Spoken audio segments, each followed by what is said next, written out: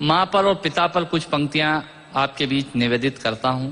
आप यहाँ जितने लोग बैठे हैं, मुझे नहीं मालूम कि किनकी माँ जीवित हैं और किन्होंने माँ को खो दिया, पर मेरा व्यक्तिगत मत यह है कि जिनकी माँ जीवित हैं, जिनके पिता जीवित हैं, वो दुनिया के सबसे संपन्न लोग हैं, वो दुनिया के सबसे अमीर लोग हैं, वो दुनिया के सबसे धनाढ्य लोग हैं।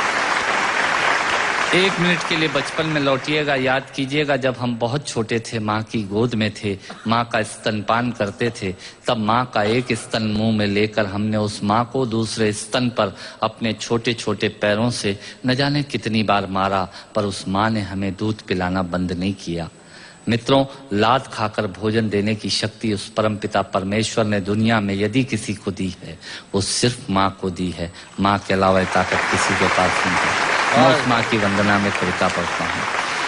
याद कीजिएगा उन दिनों में जब हम चौके में, रसोई में बैठकर खाना खाया करते थे और माँ खाना बनाती थी, उस वक्त थाली पर बैठकर हमने जब भी इधर उधर देखा, वो माँ समझ गई और उसने नमक का डब्बा हमारी तरफ सरका दिया। हमारे बिना बोले को समझने वाली वो माँ, जब हम उसे खो देते हैं, वो माँ हमें बहुत याद आती है। वो माँ जो हमारे परीक्षा देते जाते वक्त दही की कटोरी लेकर शगुन बनकर आकर खड़ी हो जाती थी, उसे हम खो देते हैं। वो माँ हमें बहुत याद आती है। रमेश सोज की 4 पंक्तियां माननीय नेताजी यहाँ बैठे हैं, मैं पढ़ता हूँ, मुझे अच्छी लगती है कि बहुत रोते हैं लेकिन दामन हमारा नम नहीं होता, इन आंखों के बरसने का कोई मौसम नहीं होता, मैं अपने दुश्मनों के बीच भी महफूज रहता हूँ, मेरी माँ की दुआओं का खजाना कम नहीं।